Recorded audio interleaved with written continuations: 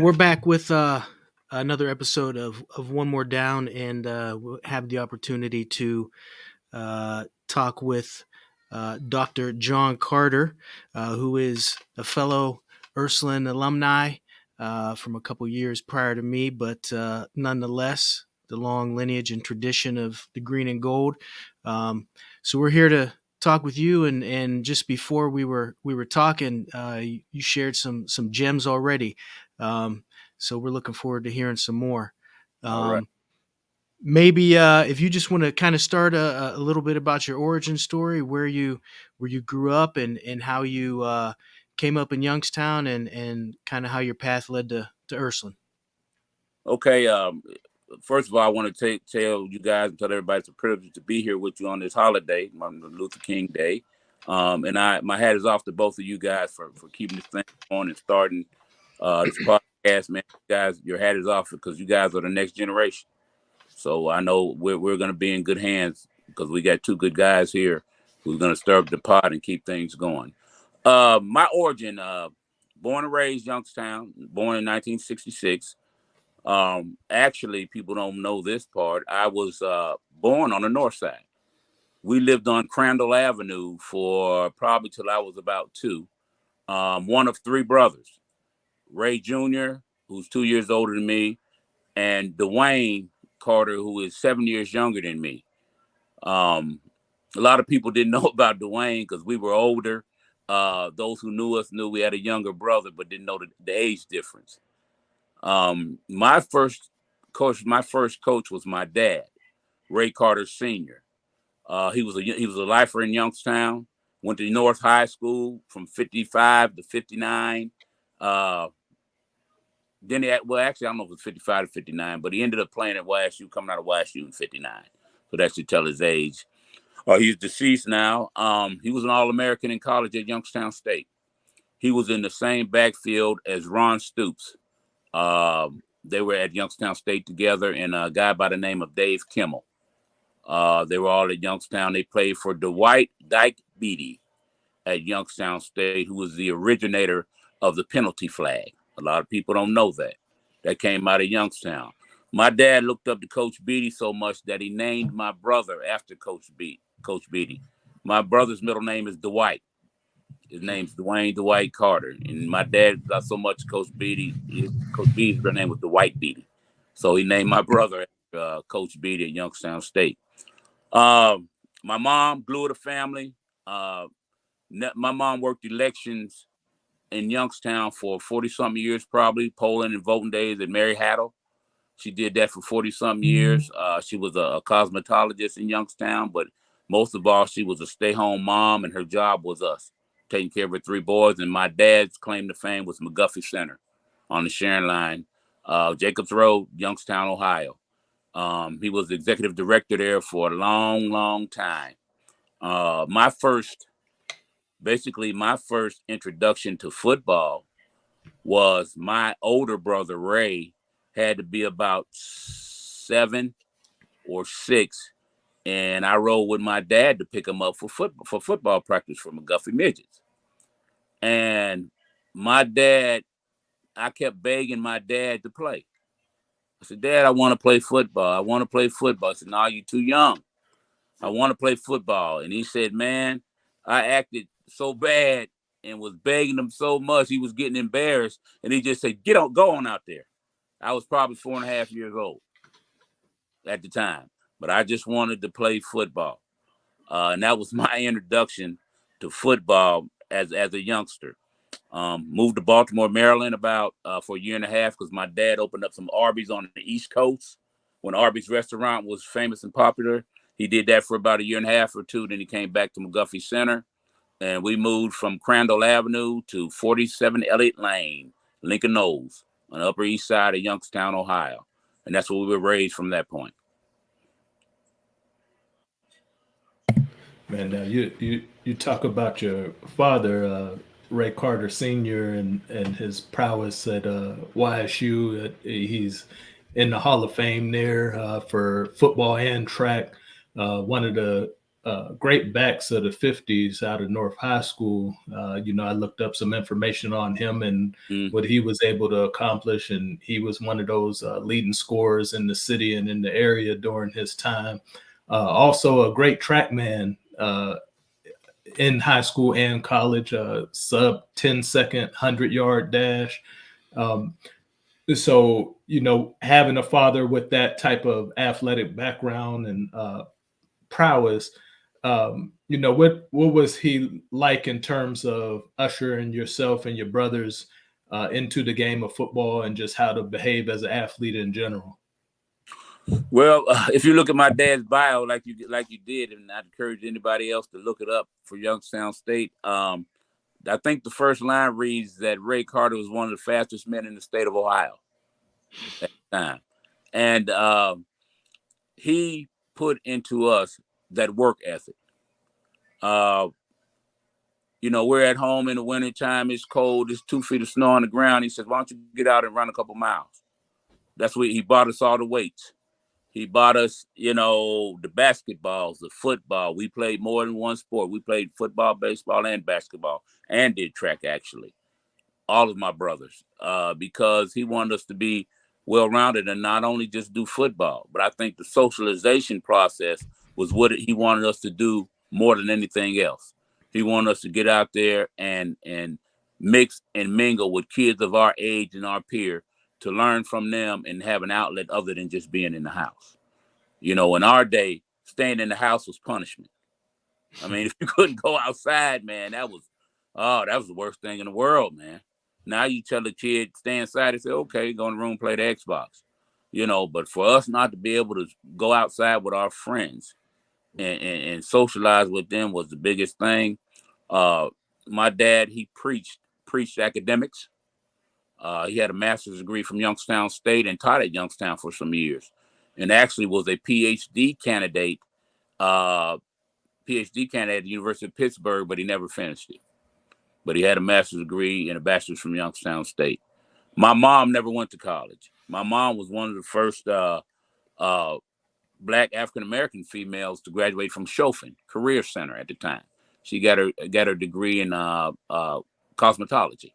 So she was one of the first to graduate from Chauvin Career Center in Youngstown, which was the career and technical education place for our students in the Youngstown City school system at the time. But that's kind of it. True story. My brother and a guy by the name of Victor Stokes. I don't know if you ever heard of Victor Stokes. Vic was a running back at East High School. My brother was a running back at Ursuline. My dad came home one day, and he said, out of the blue, "Y'all two want to race me?" And it was like, "Oh, Mr. Carter, man, my dad, we'll smoke you, And if you've been in Lincoln Knolls, we use pole to pole. It's about 40 yards or so. We raced, and that was our football field in that street. And you can ask Dave Height. He will attest to this story, and a couple other people. My dad, in dress shoes, beat my brother and Victor Stokes in the 40-yard dash. And my dad had to be in his late 50s. In dress shoes. Matter of fact, guys, I've never seen my dad ever wear a pair of tennis shoes. Never. Yeah. But that's the Elliott Lane legend story right there. And I was there. I witnessed Dave Height.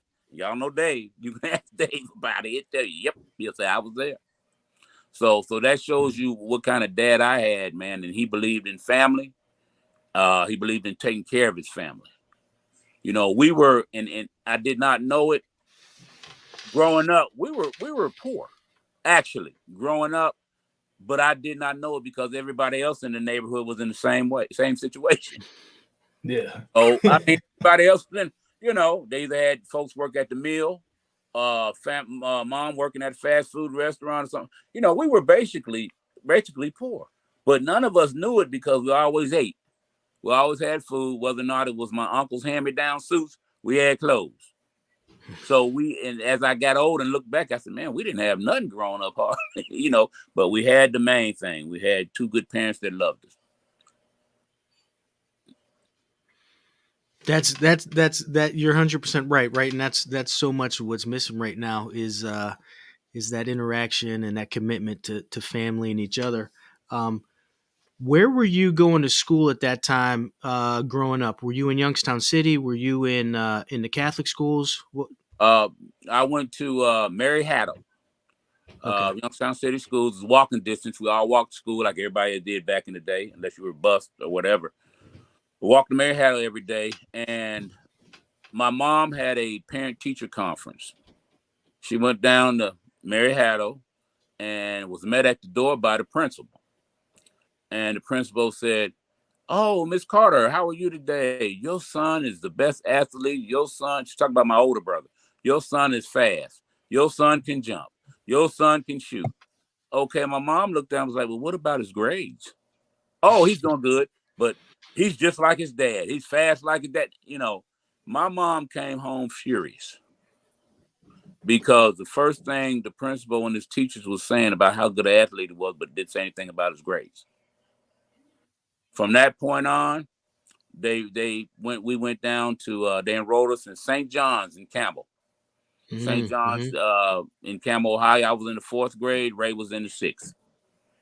From that point on, went from 4th grade, 4th, 5th, 6th, 7th, and 8th. And then my 9th grade year at Ursuline came up in the late 70s, 79, I think was my freshman year. And Ray was 2 years older than me. So he was already at Ursuline when I was like an 8th grade, 7th grader. He was a freshman or sophomore at Ursuline already. And so we started out at Mary Haddle public schools. Then we switched over to parochial school, Catholic school, St. John's and Campbell. I played a lot of Friday night basketball down in the winter months at St. John's with Walt Vrabel. Oh yeah, they'd rent that gym out and we go down there and play basketball. Big Walt, you know. Yeah, Coach he was Vrabel. my line coach.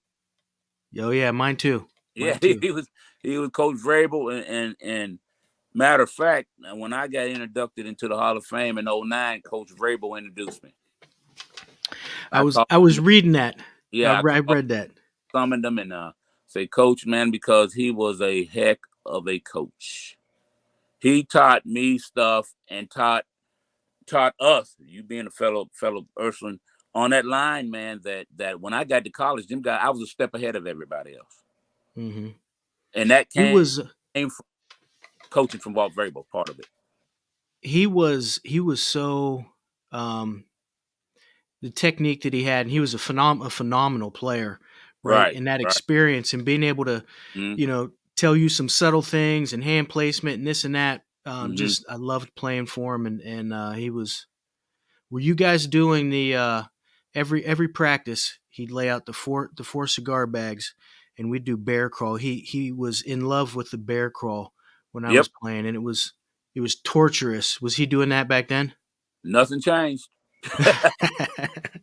Nothing changed. He was, he was our line coach. Came on with Coach Angle. I don't know if he was in Coach Angle's first year, second year at Ursuline.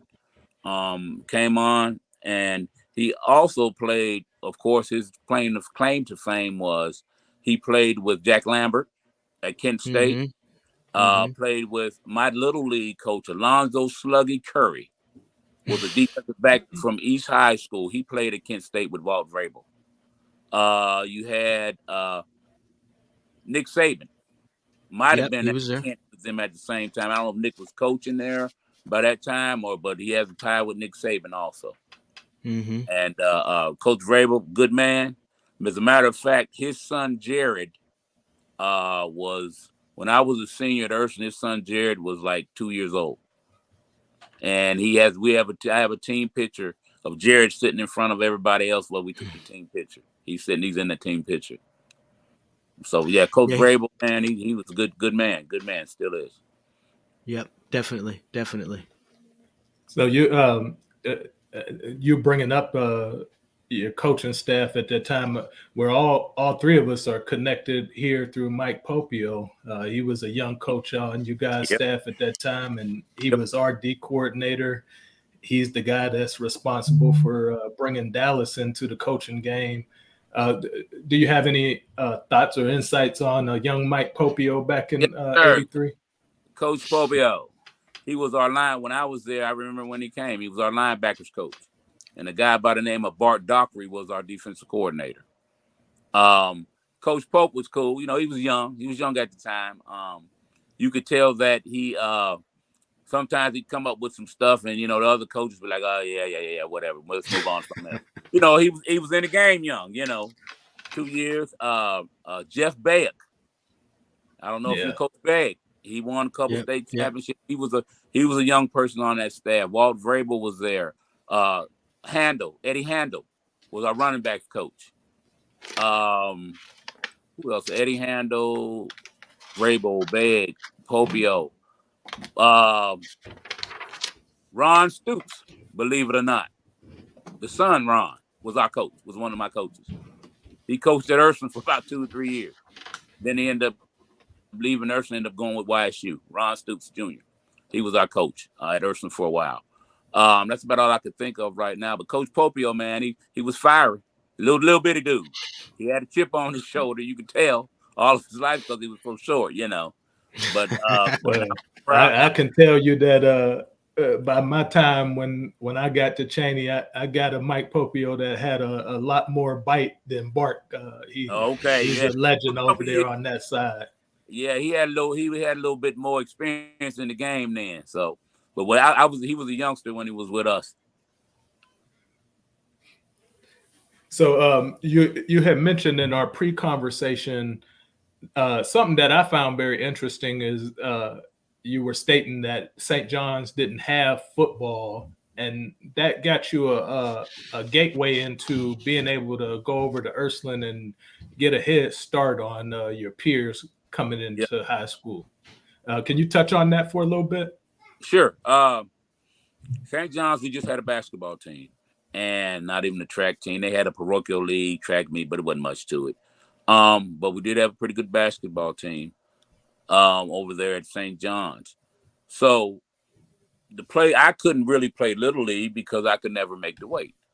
The weight limit was like 115 at the time. And I was in 8th grade, man. I was 130, 135, tried everything, died, tried because I wanted to play so bad. So never did make the weight. So when I was in 8th grade, my parents got permission from Coach Angle in the school, of course, at that time, if it was okay that I came and practiced with the freshman team every day. And I was in 8th grade practicing with the freshman team at Ursuline High School every day. I couldn't play. On game days, I was the water boy and the manager for the freshman team. But during the week, I was raising havoc. And if I was able to play, a couple of them guys would have not played. But at the time, I was fine-tuning my skills to move up to the high school level.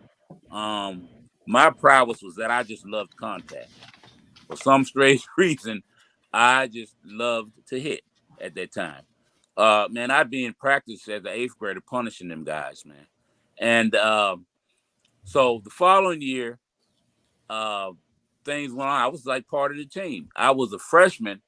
They would not let me play freshman ball, so I played varsity ball in JV. So I was probably the first freshman to ever play varsity at Ursuline High School. And this was in 79, 80, I guess. I was probably the first. I think Rich Williott came after me, but I don't think he played freshman ball when he was in 9th grade. But I played varsity ball. I played JV and varsity as a 9th grader at Ursuline. So who are the individuals? Obviously, your brother is making his way on that team. Who are some of those other names, and what's that experience like for that 79-80 season there? Okay, that was Coach Angle's first year. Man, we took some beatings. I was a water boy, and I remember on the sideline, man, we just took some beatings. Neil Frost was a fullback. Daryl Smith, who is Sherman Smith's baby brother, who went on to set a bunch of receiving records at Central State in Ohio. And I think he still holds some Toronto Argonauts records because he played in the Canadian League 10 or 12 years. Daryl Smith. Him and Neil Frost are deceased, right? They're no longer with us. But Smitty was 6'2", man, 215 pounds, and he was chiseled like a Greek god. Daryl Smith was, and he ended up going to Central State and playing there. Frank LaRubio, you might have heard of him from baseball fame. The LaRubio brothers, Anthony and Frank. Frank was on that 79 team. He was a wingback. He was a little guy, but tough as nails. You know, he was little, but he had forearms like Popeye. That's why I always used to tease him. His forearms, because he was really a baseball player. Bobby Miller. I don't know if you heard a guy by the name of Bobby Miller. Bobby was a receiver. He made All-Steel Valley as a receiver that year. He was the only one from Ursuline in 79 to make All-Steel Valley. And he grew up in Lincoln Knolls down the street from me. Him and his brother Vince. Vince actually graduated from me. He was one of our backup quarterbacks at Ursuline. Let's see. George Nakley, he's no longer with us. He was on Johnny Canal, Jack Cunningham. Those are guys that were on that first 79 team. Oh wow. I got just some more guys I can't. Kevin Durena, my brother, Jim Humphreys. They were all sophomores at the time. Randy Haas, who's in Youngstown State's Hall of Fame for baseball. He was a linebacker. So that was Angle's first team. Mark DeRamo was quarterback. Lenny Kozar, I think, was the quarterback then. He started before DeRamo. DeRamo was the next year. But those were some of the guys who were on Angle's first team. And I talked to.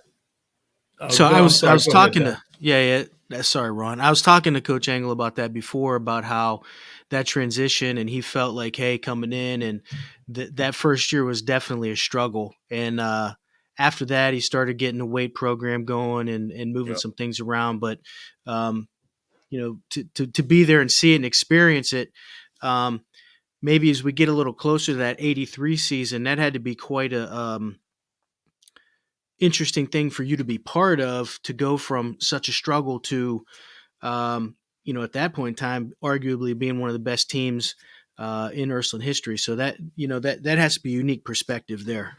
On that perspective, Dallas, the best team talent-wise when I was at Ursuline was the 82 team. Off that 82 team, we had 7 Division I signees. Art McLaughlin, Notre Dame. Doug Rogers, Michigan State. Richard Darby, UTEP. Jim Ricardo, West Virginia. Ron Heim, Youngstown State. Thomas Ragland, Bowling Green, Ohio. Won a state high jump 7-1 that following year. We had Augie McDuffie, of course, was our running back. He ended up at Memphis or Central State somewhere. Frank DeLisio, he walked on at West Virginia, did a couple years there, and now retired agent. That was the team that they picked us to win it all. I was a junior on that team. We were loaded. When I say loaded, we were loaded. We went 6-4 with all that talent. Jerry Cox was our quarterback. We went 6-4. We lost the first game of the season in 82 to a kid by the name of Murphy Ray out of Struthers. He's deceased now also. Murphy Ray out of Struthers. He ate us up the first game of the season, and we could never recover. We end up going 6-4. We had we had Bobby Knoll on that team, Wendell Hayes on that team, Augie McDuffie. I mean, we were loaded. To tell the truth, we were loaded. But everybody, it seems like if my brother brought in all the scouts the year before, and everybody was like, they knew they was getting a full ride, and selfishness kicked in, and we ended up 6-4. That was 82. That was to me in my era. I don't know about the 90s or the 2000s, but that was the most talented team, one of the most talented teams in Ursuline history, but also one of the most failure teams in Ursuline history. Yeah, I was going to ask you what you thought the difference between that 82 team and 83 team would have been. The difference was we were picked in 83. We were picked to finish last in the Steel Valley Conference. We had the only returning starters we had was, I want to say, me. I'm thinking I was the only. Actually, we had two. I think John DeGidio played a little cornerback. And we probably had returning starters to come back in '83. That in itself put us at the bottom of the barrel, but we were a team. We weren't individuals. We were a team. Everybody underestimated us. First game, we knock off Struthers 28-0. Then we beat Canfield to death the second game. In rolls Canton McKinley the third game. Mighty Canton McKinley out of Canton, Ohio. We sent him home with an L. Little Ursuline. That year we played 10 games. I would say that year we beat 7 Division I schools. Now we were Division I 3. They were Division I 1. So we were a team. We had a quarterback, to be honest with you, and I'll tell him this to his face. He was 5'8". Could not throw.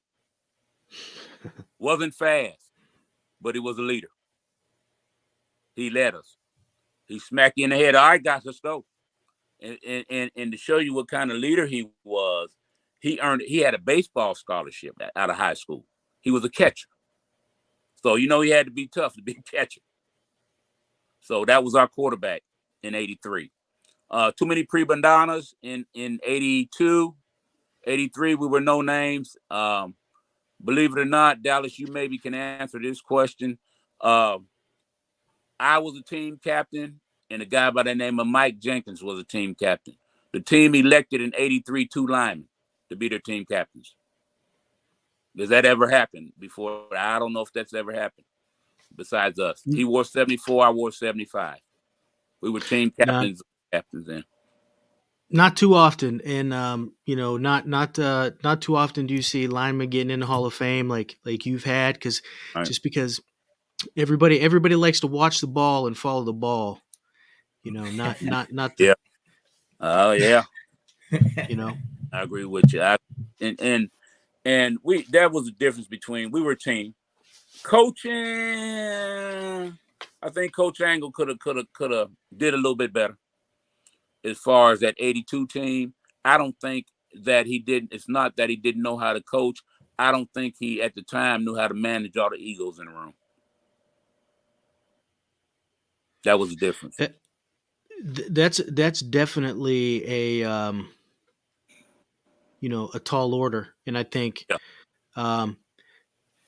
as and I can't speak to that, but you listed 6-7 guys that are going high end Division I. That is definitely 100% a factor in all that. When you got that many guys, you definitely got to get that wrapped up. Yeah, and these guys were, Art McLaughlin was 6'3", 300 pounds. Doug Rogers was 6'4", 280. Tom Ragland was 6'3", 185 pounds. Richard Darby was 6'2", 220. Jim Ricardo was 6'2", 220. I mean, we physically, the tools were there. But like I said, I don't think it was so much coaching. It could have been at times. But as a coach, if you listen to Kirby Smart or Nick Saban or anybody else, you got to learn to manage the egos more than anything else. Yeah, because those guys are going to show up and play. Right. Yeah. They're going to show up and play. Yeah. But that was the difference to me between that '83 and '82 team. And I just realized the other day, we were a game away from the state championship in '83. Brecksville beat us. They had a guy by the name of Tom Tupa. Played Ohio State and has a couple Super Bowl rings with the New England Patriots. He was a punter, but he was a quarterback. Yeah. They beat us in the Rubber Bowl and went on the next week to win the state championship. And I just realized, man, we were a game away. I was actually hurt that game. I missed maybe the last 3 or 4 games of my senior year because I was hurt. I had it and didn't find out until I got about 5 or 10 years ago. I thought I had calcium deposits on my thigh, but actually I had a fractured thigh bone. It happened my senior year in practice. After about the fourth game, my kid landed. I landed on top of him, and my knee pad slid over, and his knee went right into my femur area. I'm thinking, it's a bruise. It's calcium deposits. Ice it every night, heat it every night. Until like the 7th, 8th game, man, I couldn't even walk anymore. I could barely walk. So I missed the championship game against Fitch. And like me and Ron were talking, Tim McWilson also missed that game for Austintown Fitch. He was hurt. I think he had broke his ankle the week before in the game.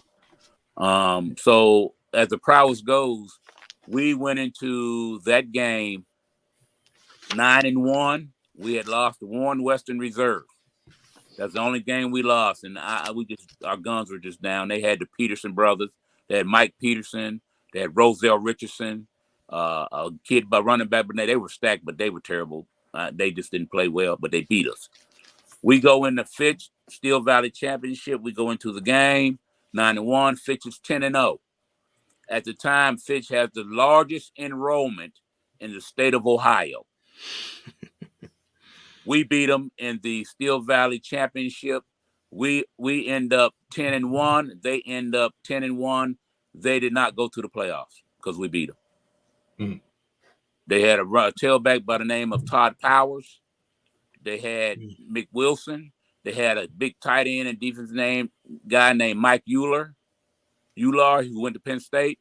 They had a guard by the name of Steve Canova, who was all-state guard, but we beat him in the steel. Little Ursuline, once again, knocked off the Giant. And that year we beat Mooney, too. First time in 7 years.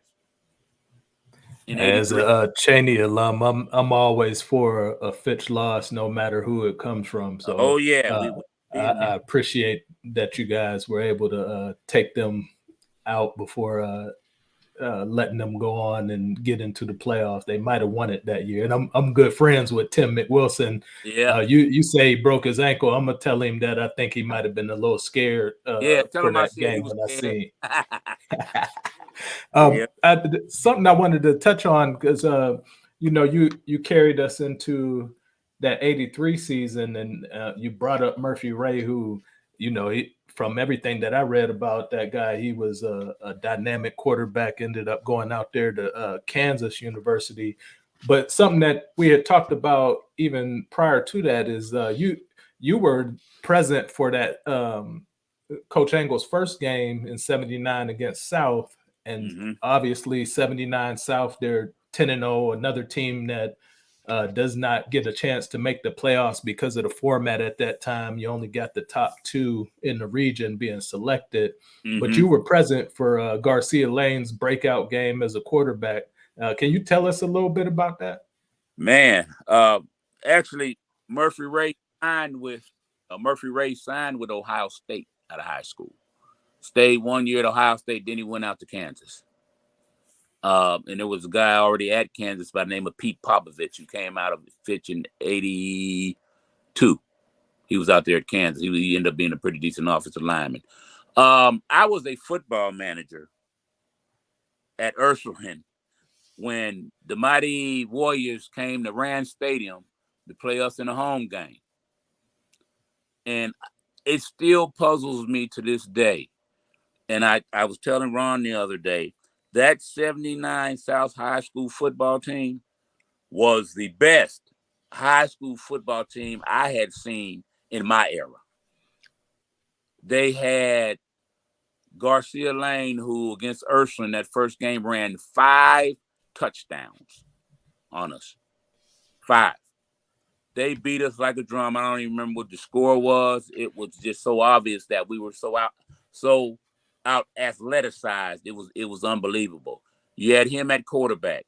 You had a guy by the name of Tyrone Ivy at tailback. You had a guy by the name of Scott Ivy at running back also. You had Brian Merrill. He was a corner, and he was a receiver on that team. Terry Posey. Oh my gosh. Terry Chapman. Ronald Page. I mean, I could keep naming them guys. Dwayne Merrill. I could keep naming them guys, man. They were all on that same team, man. and they were unbelievable. They were unbelievable. They were talent-wise. I went to Ursuline, and the team we had in '82, I don't think we were more talented than that South High team. Now, what was the atmosphere like for that game? Because I'm a little boy. Dallas is a young baby at that time, so we've Right. always heard of this great team that South had put together. And you mentioned that it's at the old Rand Stadium. This is prior to Stambaugh and the Ice Castle being built.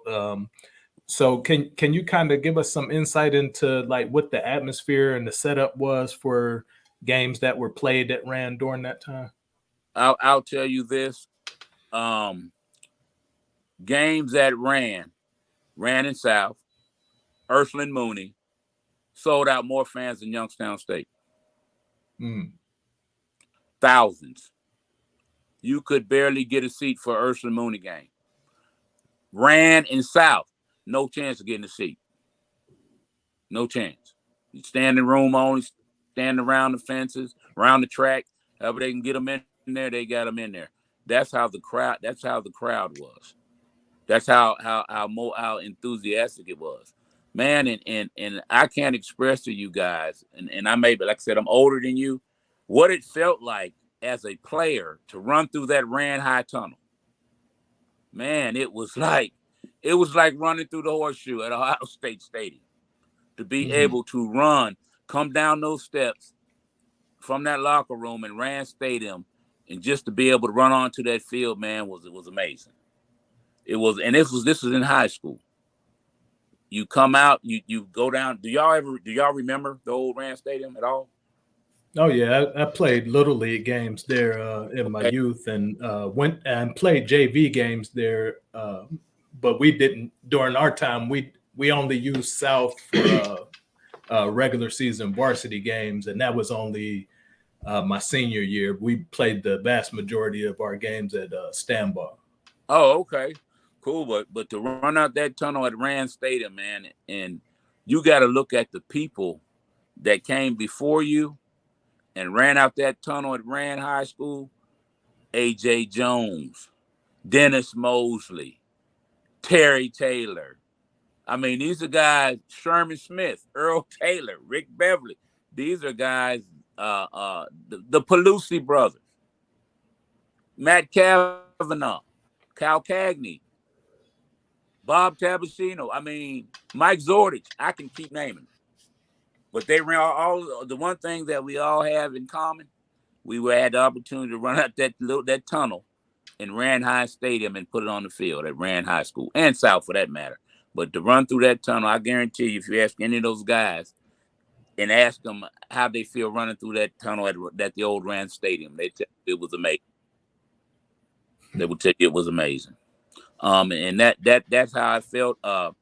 I witnessed this with my own eyes. Garcia Lane is actually my cousin. So after the game, he's walking off the field onto that cinder track at Rand Stadium, and this guy comes up to him, and I'm sitting there looking at him in Ohio State garb, had Ohio State sweat top on, sweatpants, and he said, "Hey, I'm Coach such and such from the Ohio State University, Garcia, and I want you to come be a Buckeye." And that was Garcia's first game at quarterback that year. And of course, the rest is history because he went on to do those things. So, but I remember witnessing that with my own eyes because I'm getting the water together and I'm looking at this conversation, and I still remember to this day. Garcia might not remember it, but I do. Talking about the Rand Stadium real quick, they just renovated the whole stadium, and so now in the city, East and Cheney play there. But that's one of the things that they kept because of the history was that tunnel. Oh man, Yeah, and still having the kids come out of that. Certainly not the attendance that once was, but that tradition. They intentionally kept that. So for you to talk about that, it's pretty cool. and if you get a chance, and you guys talk to youngsters all the time, if you get an opportunity, let them know that they came out of that they're coming out of that tunnel now. But before them, Many pros, many All-Americans, many all first-team All-Staters came out of that tunnel. So it's a tradition. It should be. I'm glad they preserve that. Yeah. So, hearkening back to 1983,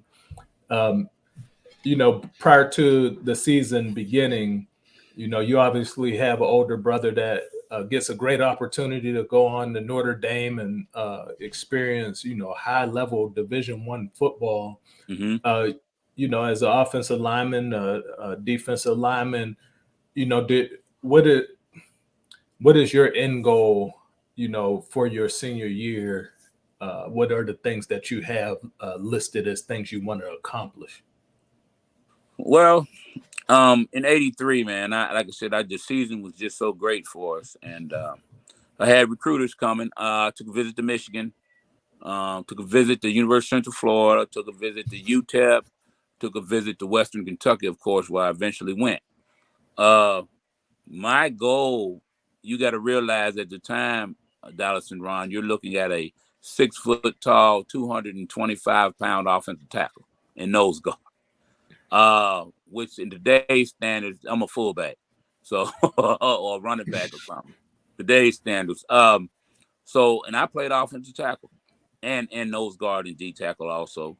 My goal as a 6 foot, 225-pound offensive tackle, I had to have a chip on my shoulder. Number one, because I'm playing against guys, 6'4", 6'5", 280, 290. I had to be either quicker, faster, or a better technician than those guys. And I was definitely stronger because when I was a senior in high school, I was benching 400-some pounds. So I had to be strong. I had to be in the weight room. I had to be meaner, and I had to be a little tougher because every opponent I went up against was bigger than me. So that was my goal, to get bigger and stronger my senior year and just earn a scholarship to play on somebody's team because I knew I could play at the next level.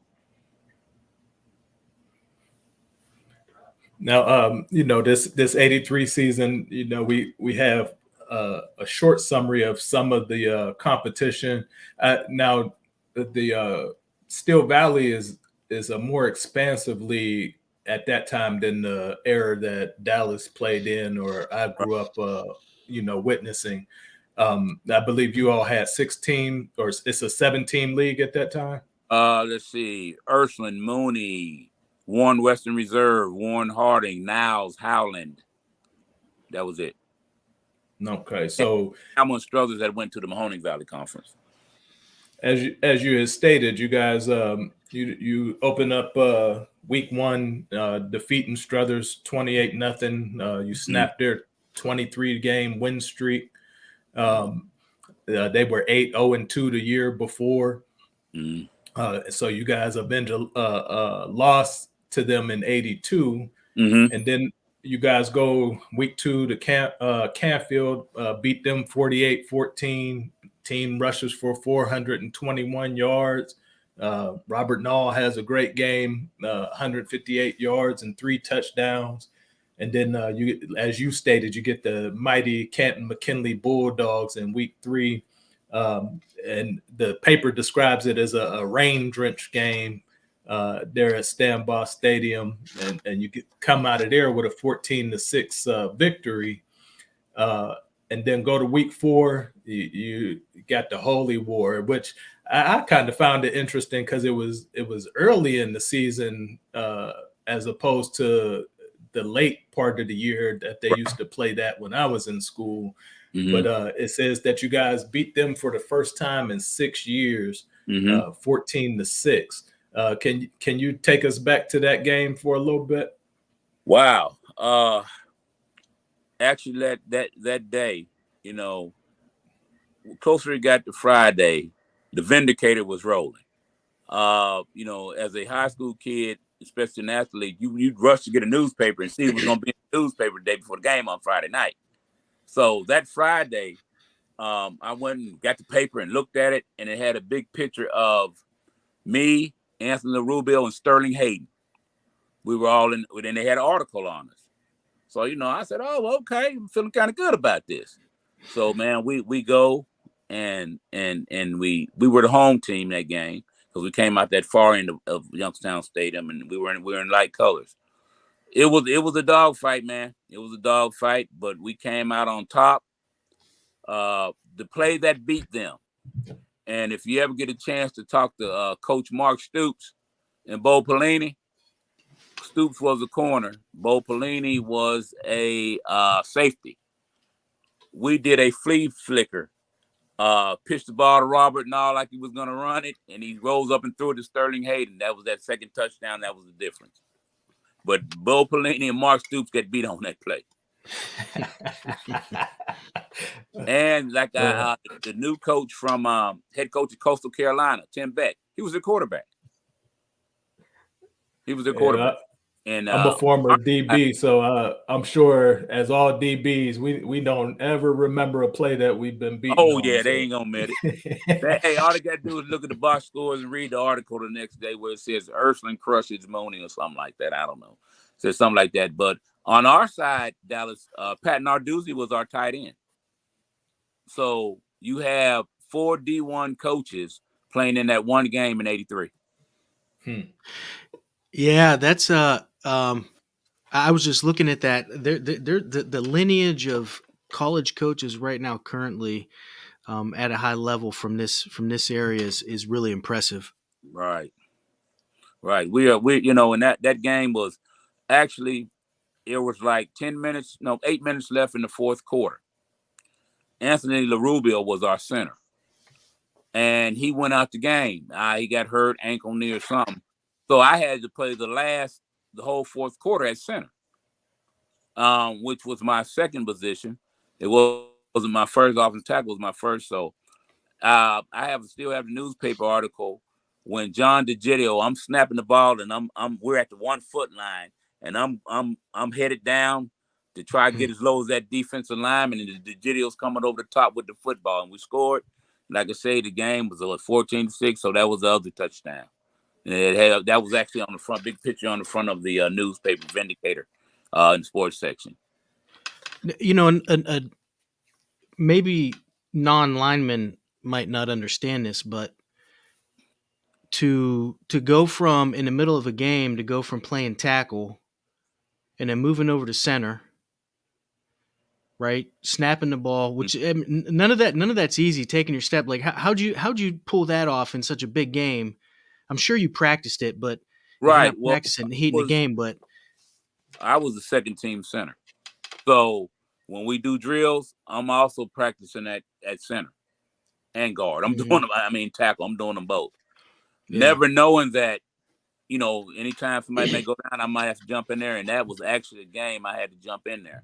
But I was confident enough, and talented enough to do that, play center. And then the whole fourth quarter, I ended up playing center. They get Ursuline Mooney game. Dallas, we got the footage queued.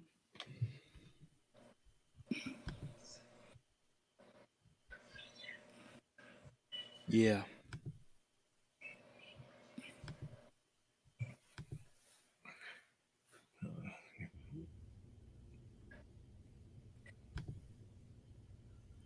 Yeah, can you see that? Yeah. I can see it a little bit. All right. We got some cut-ups here of Canton McKinley, Mooney, and then the playoff game with Steubenville. So this is Canton McKinley. And Robert Knolls actually came over from Cheney. He spent his 9th grade, 10th grade year at Cheney. But he lived on the Sharon line. Robert Knolls was a speedster too. Now, actually, who's that's that another guy punching it in? Bob Pogan.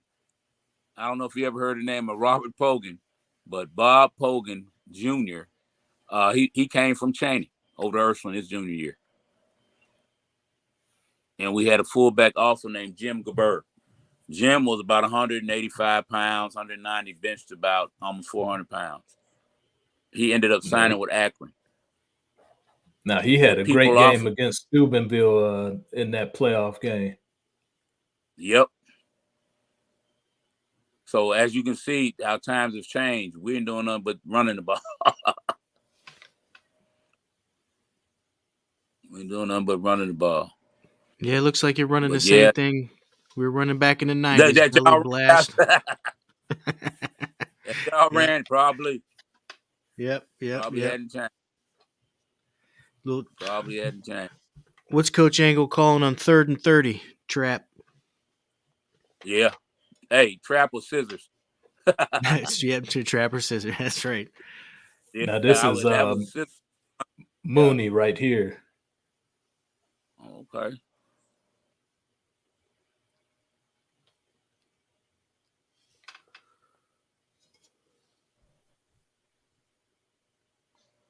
Yeah, that was a hard hitting game, man. That was, Ooh. as you can see. Yeah. So they up on you Oh guys yeah. 6-0 there. Yep.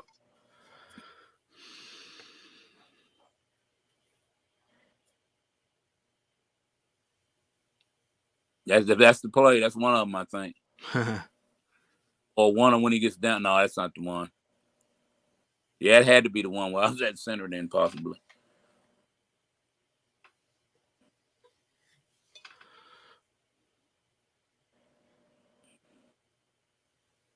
There it is. That's There it. it is. Ain't in Mark Stoops back there somewhere hanging their head down.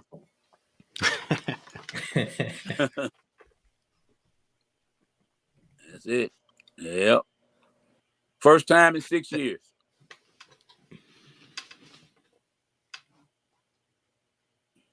As you can see how happy we were. First time in 6 years. Here we have first round versus Steubenville, Playoff. first playoff team ever in school history. It was Down cold there and at muddy and Harding rainy. Stadium.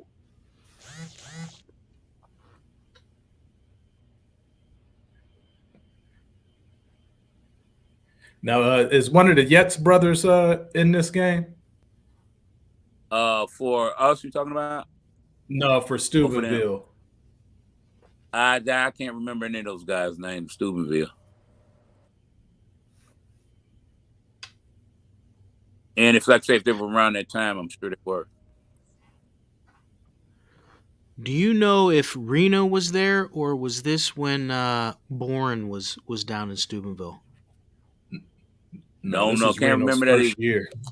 This is Reno's his first very year? first team. Yeah. Gotcha. Yeah, I couldn't remember that. Yep. Jeff Palambero was our kicker. He was a junior then.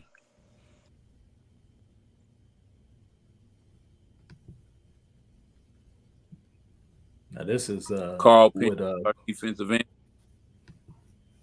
fall A football lot in of y'all, Ohio used to feel like. right? Y'all have heard of Derek Penn, correct? Have you Yes. heard of Derek Penn? Mm-hmm. Derek Penn's little brother, Carl Penn, was defense end on that team. He was a starting defense end on that team. Carl Penn. He ended up going to Worcester or somewhere playing there and did pretty good at Worcester. He's now in Cincinnati area. His pastor of a church down there. He when I was in middle school, he had just come back, and he was helping out coaching our team. I remember when he came back. He was a tough guy. Carl Penn. Yes. Who, Carl? Yeah. Yes. Yeah. Yeah. He was a starter on that team. He was starting on that our senior year. He had Morrow, Vic. No, the name wasn't Vic. Mike Morrow, Mike Jenkins, Thomas Watson, Anthony LaRubio, myself, Joe Downing. Joe was about 5'8", probably about 170-pound guard. Yeah, we were all on that team. John DeGidio, John Floyd, R.J. Petrus was a corner. Bob Pogan, Mark Klempe.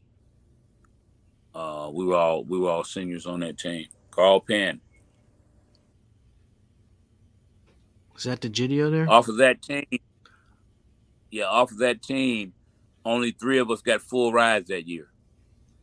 Robert Knoll and Jim Gabor both signed with Akron, and I signed with Western Kentucky. Compared to the year before, 7 or 8 guys.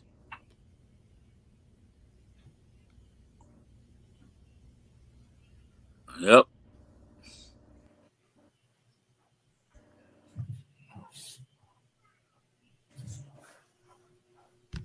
That was the U. Now, I was a part of the first team to make the playoffs at Cheney, and also got to participate on that first playoff winning team. If you can go back to, your mindset in 1983, what does that feel like for you guys at Ursuline?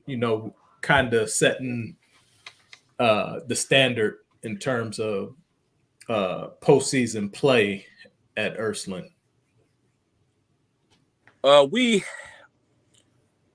just felt good. We know, just beating Mooney.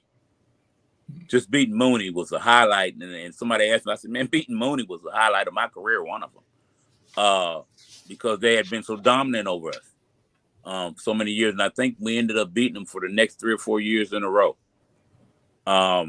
We set the tone because that junior class behind us seniors, they knew what it was like to win. So I'm thinking the next year with Sterling Hayden, Anthony Rubio, Keneally, some of those guys, I think they only lost 1 or 2 games that year too. One might have been the Harding, but they knew what it was to win, and they knew what it take to win.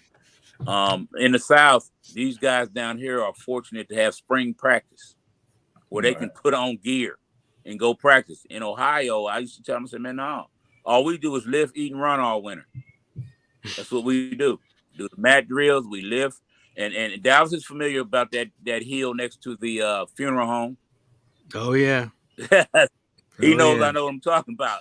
So they still ran that hill. Oh, yeah. Yep. From the bottom to the top. So that's what we do in Ohio. And one thing, a strange story, I was at a Publix up here in Nashville. I live in Smyrna, which is 20 miles from the city. And I was at the cash register about 10 years ago. And the lady at the register was talking to the customer in front of me about football. And she was talking about, and then she said, where I'm from, we love football. So I'm like, oh, okay, that's good. Then when I got up there, I said, where are you from? You probably never heard of. I'm from a little place in Ohio called Youngstown. That's what she said.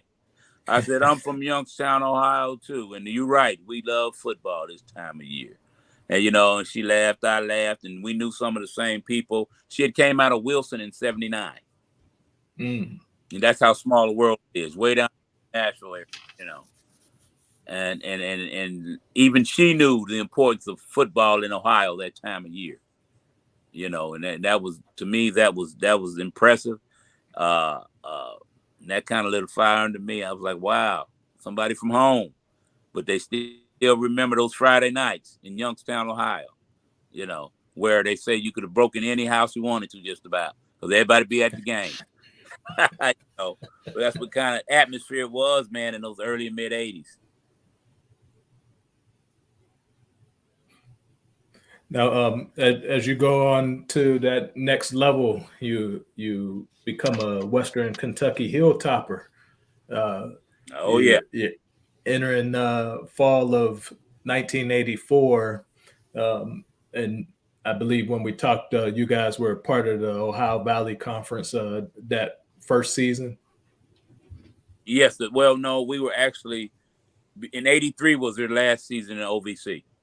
Okay. When I got to W, we were independent for my whole time I was there, and then after I left, they got into Missouri Valley, I think, for a couple of years. But yeah, fall of '84, and the way we practiced football in Youngstown at Ursuline at the time, we was full gear, man, Tuesday through Thursday. and we were beating each other up during the week. That's that old school Ursuline. I mean, that's what Angle did. That's what we did. You had a JV game on Monday, and if you didn't play JV, you stood behind, watched film, lifted and ran. But Tuesday full gear, Wednesday full gear, and Thursday was a little pre-thingy kind of, but we was out there for hours. But that's what we did, and that prepared me, man, for college, because the first day of full gear at Western Kentucky, I said to myself, I said, this is college football? Because I was steps ahead. Aggressive-wise, technique-wise, I was steps ahead as a true freshman. I had just turned 18. I was steps ahead. I was going against WKU's best at the time, and beating them. And of course, when you're in college, if you got a freshman doing stuff like that, that raises eyebrows. So I was noticed. First 2 games of the season, I played on defensive line. Also they counted me for 2 tackles and a pass breakup or something. But then we had a guy by the name of Barry Anderson who broke his ankle in a couple places. That week we played Central Florida. And the next week, we had to go down to Southeast Louisiana to play. And that Sunday after that game, the head coach called me in his office. He said, I just got something to tell you. I said, what's going on, coach? He said, we're moving you to offensive line. I was like, okay. He said, it's mainly out of necessity because I got to have the best 11 I got on the field. That's what he told me, which wasn't a big deal to me because I had played offensive tackle at Ursuline for 2 years. So I still had some offensive technique. I still had the mentality of an offensive lineman. I played with the mentality of a defensive lineman on the offensive line. So it was no problem from that point on. I ended up starting like 42 out of 44 games in my career at WKU. Lettered 4 years. I made honorable mention all decade for the 80s at WKU. So that benefited me because my junior year, I moved to center from guard. Played center my junior year. Then my senior year went back to guard. So I was pretty versatile, but I was what they call a tweener run. 6 foot. If I said I was 6 foot, how tall am I really? All right. So I was a tweener, man. But I was 200 when I arrived at Western Kentucky. I was 228 pounds as a true freshman. After the winter and the springtime, I was 260. I had put on that much weight for my sophomore season in weight room and stuff. So, but yeah, so I was a tweener, but I thought I was pretty tough, and I had to be stronger than people. I had to be quicker, or I had to be meaner, because you facing guys 6'3", 363, 290, and I'm 260 pounds.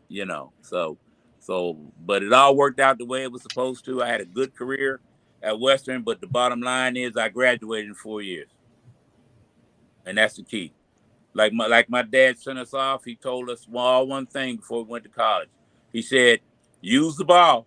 Don't let the ball use you. All 2 of my brothers, all 3 of us all graduated from college. All 3 of us were full rides in college. The only tuition my dad ever paid was Ursuline High School. That's the ultimate way to repay a parent that sacrifices so much for you to have an opportunity and have a way for you to get to that next level. So in comparison, your experience at Ursuline, obviously getting to play in some big time high school games, what is your take and your opinion of that 1AA experience? Did you think it was a step up in terms of competition and playing and atmosphere, or did you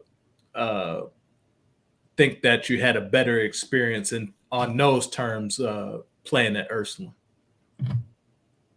Well, stepping up to Division One at the time, which it's a little bit different now because the majority of teams, a lot of 1AA teams are making that jump to the FCS instead of FBS or FBS, however it is now. But a lot of teams are making that jump, and Western Kentucky made that jump to Fortified Division One some years later. But at WKU, man, the only regret that I had was not being able to play against Youngstown State. Western came up to Youngstown the next year and beat Youngstown, but I'd already graduated, so a lot of my boys were able to go to that game. I wish we could have played Youngstown when I was there. That'd have been awesome for me to come back home and start and play, but it didn't happen. So it happened for those guys the next year. But we played Louisville every year, the money game. We played Louisville. We played a couple other teams like that. We almost beat Louisville one year. But of course, a comparison of 100 scholarships to 60. So that's the difference between Division One and 1AA, and facilities, of course, things of that nature. So that was the difference. But I think Ursuline definitely prepared Youngstown football in itself prepared me for Western Kentucky. And then, so as you graduate and you transition into your professional career, we were talking beforehand. You spent your first career in law enforcement. Was that your initial goal, or was that through your degree something that you kind of fell into? Or Well, it was not my initial goal. In all actuality, I really wanted to be a nurse. But in college, dude, playing ball and being a nurse back then, man, carrying that full load like that in them classes, I wouldn't have been able to do it. I wasn't focused enough at the time to be able to do that. So once I did graduate with my degree in sociology, I had 2 minors, criminal justice and social work. Had went to grad school at Western for a semester or two. Had about 12 hours of graduate work done at that time. I was tired of school, and I said, man, I need a job. Went to a job fair, and Chattanooga Police Department was there. So I gave them my stuff. They called me back the next week. Said, man, we don't get many candidates like you. We want you to come down and take the test and take the written test, and did all that, and the rest was history. Ended up getting Chattanooga Police Department, going through the police academy. End up getting awarded Medal of Valor, highest award you can get in the Chattanooga Police Department for meritorious service in the line of duty. I got shot in 92. It might have been 91. 90, it was 92. Got shot in 92. I was telling Ron and Dallas that over my 25-year career, I had a lot of close calls. Probably shot 5 people over that 25-year time period, but it was the relationships that I made. I enjoyed my time. I was officer of the year in 2000. I worked in several different divisions. I worked narcotics. I worked. I was a school resource officer for 4.5 years. I was a supervisor of patrol. I was, like I said, I was able to do a whole bunch of things in law enforcement, and I was realized some people just make a mistake. Everybody's not bad. And I learned respect for other people, and people had respect for me because that's the way I was raised. You respect people that respect you back, and that's what took place over my career at the Chattanooga Police Department.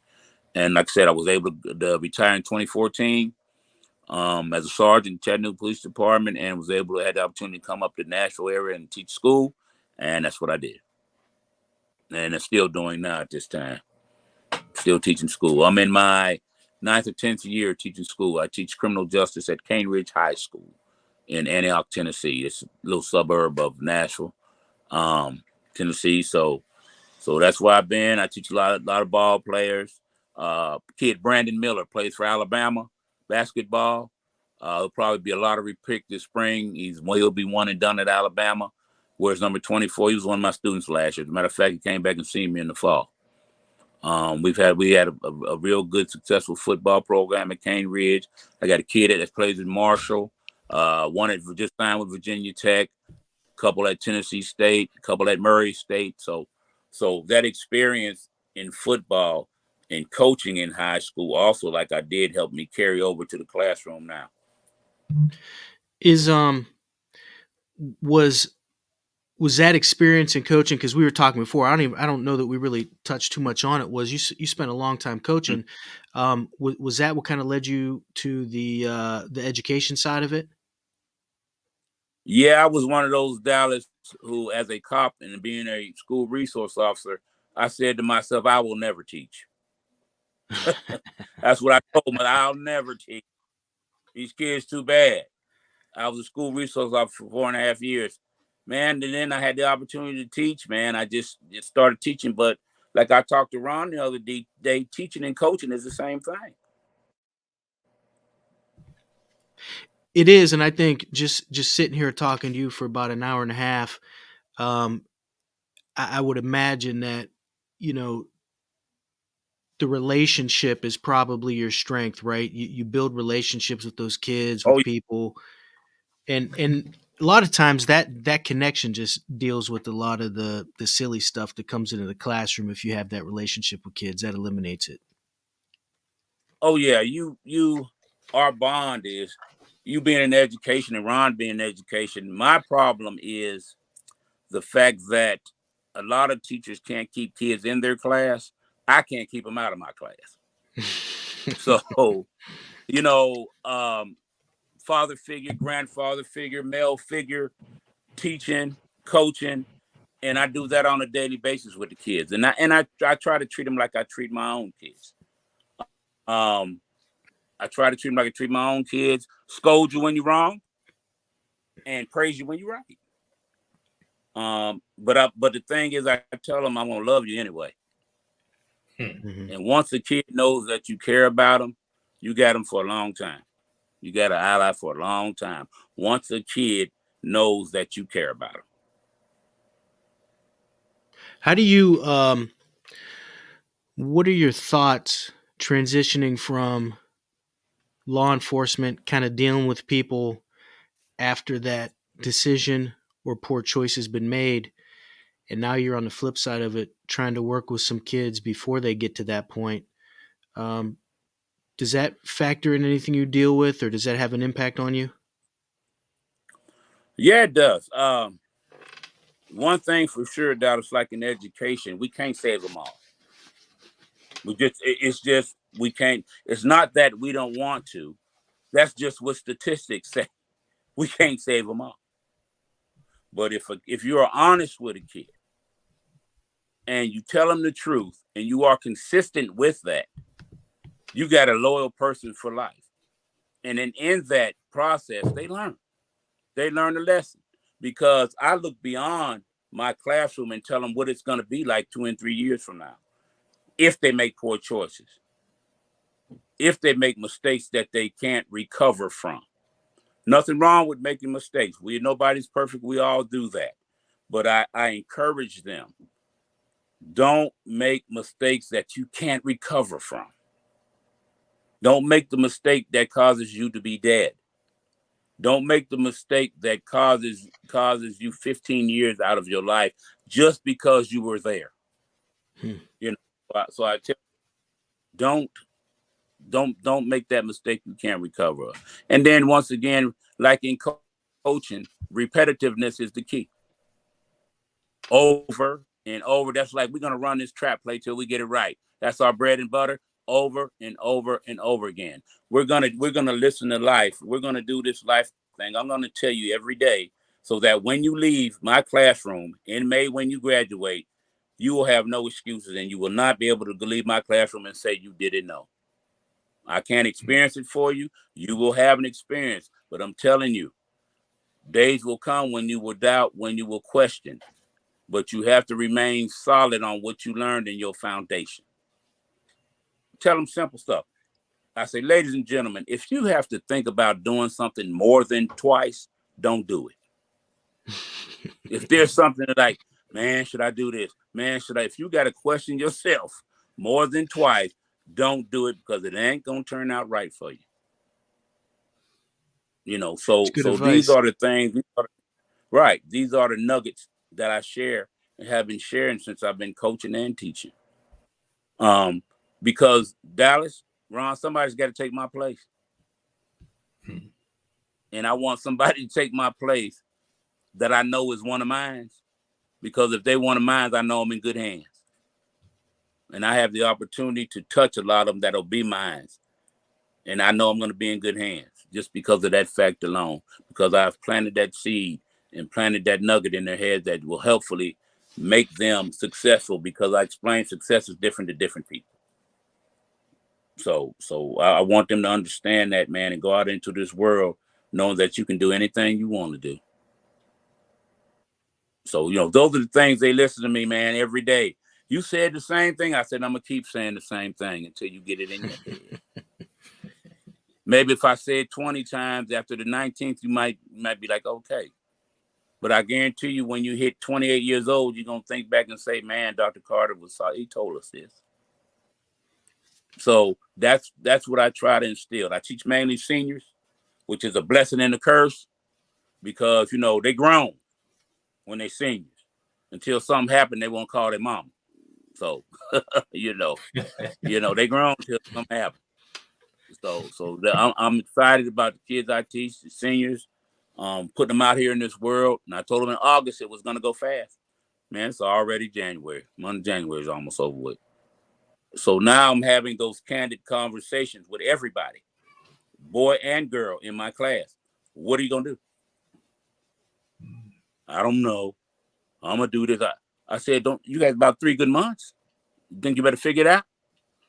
Military, college, working, because college is not for everybody. I'm cool with that. But everybody can be a good citizen and a good person. So those are the seeds and the nuggets I'm starting to plant, because we're going to be winding down this school year soon, man. And hopefully these kids get it, man. And explain to them that life is what you make of it. Is what you make of it. You have the choice. Every day after our first bell rings and the principal gets on the loudspeaker, she says our mascot is a raven. She says, make good choices, Ravens. Every day. Because that's what it's about. Well, it sounds like you've made a lot of tremendous choices for yourself. I'm sure that a lot of that credit goes to Ray Carter Sr. and your mother. You know, Dr. Carter, you're an athlete, a scholar, a protector, and an educator. If you had one more down to put that equipment back on, you know, strap your chin strap up, maybe throw on some forearm pads and a neck roll, where would you do that at? Who would you be with? What would be your one more down? Wow. Good question. That one more down would be probably at Ursuline High School in 1983 against the Brecksville Bees, and being able to beat Tom Tupa and his teammates and having us go to the horseshoe and play the next week. Never got that, but if I had one more down, because I know my teammates from the class of from the football season '83 and the class of '84, we had each other's back. So that would be it. That would be my one more. That's awesome, man. It's been a real pleasure talking to you. You know, you're a multifaceted guy from all these walks of life and different hats that you've worn. It's not often that you get to engage someone who has so many different perspectives, and, you know, not surprising. You know, being a guy that was reared in Youngstown during those 60s, 70s, and 80s, you know, you remind me of all those gentlemen that grew up with that edge and that chip, but also had, you know, a good foundation in their household and knew how to use it and, you know, do it in a constructive, positive way. So I appreciate you giving the time and especially on such short notice, to share your story with us. Oh, that's awesome, man. I enjoyed my time with you guys, man. And the thing I need to say to you guys, I'm proud of you, man. I am proud of you. You probably don't hear that in the podcast or hear it every day. Keep doing what you're doing, no matter what hurdles someone may throw in front of you. So keep doing what you're doing. And I'm gonna end my journey with you guys on the Johnny Majors story. You ever heard of legendary coach Johnny Majors, right? coached at Tennessee, won a championship at Pitt. Johnny Majors. I was at a coaching convention about 15 years ago in Atlanta. I sat down and was eating breakfast with Johnny Majors. He asked me where I was from. I said, I'm from Chattanooga. He said, oh, my wife is from Chattanooga, Tennessee. He said, man, Reggie White, best defensive player I ever coached. Reggie White. I said, but Coach Majors, I'm originally from a small place, northeastern Ohio called Youngstown, Ohio. He looked at me. His eyes got big. He said, the best center I have ever coached came out of Youngstown, Ohio. I said, who was that, coach? He said, a guy by the name of Ed Mady. I said, Coach Mady. He said, Coach Mady was the best center I ever had. He played for me at Iowa State. So Youngstown roots run deep. They run deep all over the country and all over the world. So that was a Johnny Majors story. Johnny Majors is a legend. And that was a Johnny Majors story for you guys. Also be on the lookout for my nephew, Dwayne Carter Jr. at Duke. Hopefully he's coming back for his senior year next year. He'll be a 3-time captain at Duke. Defensive tackle, 6'3", 298, 300 pounds. Led second team All ACC this year, first team in some polls. They got him listed now as the 6th or 7th defensive lineman to come out in 2024. He's Youngstown blood. That's Dwayne Carter's my brother. That's his son. He graduates in May, but he's going to come back one more year. Hopefully this one more year he comes back is going to be different between the second and third round and the first round. So Dwayne Carter plays at Duke. Check him out. Look him up. We'll do that. Hey, really appreciate it. And very, very entertaining and insightful. Glad we got to do this today. So I just wanted to say thank you. Yes, sir. Thank you, man. Keep changing the lives of them kids, brother. You too, Ron. Keep changing the lives of those kids, man. Will do.